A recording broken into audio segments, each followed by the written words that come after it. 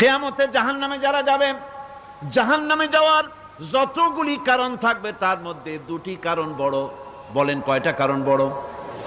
আল্লাহ পাক বলতেছেন জাহান্নামীদেরকে প্রশ্ন করা হবে, ইয়াতাসাআলুনা আনিল মুজরিমিন মা সালাকাকুম ফি সাকার।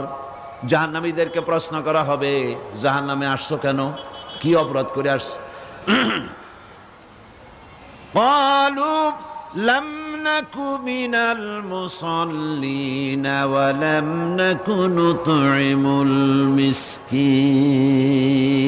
তারা বলবে যে আমরা নামাজ পড়তাম না আর মিসকিনদেরকে খেতে দিতাম না। কত বড় মারাত্মক অপরাধ লক্ষ্য করুন। নামাজ না পড়া আর মিসকিনদের খেতে না দেওয়া। জাহান্নামে যাওয়ার যত কারণ তার মধ্যে শ্রেষ্ঠ দুটি কারণ হচ্ছে এই, যারা নামাজ পড়বে না, এতিম মিসকিনদেরকে খেতে দিবে না এবং পরস্পরকে এতিম মিসকিনকে খেতে দেবার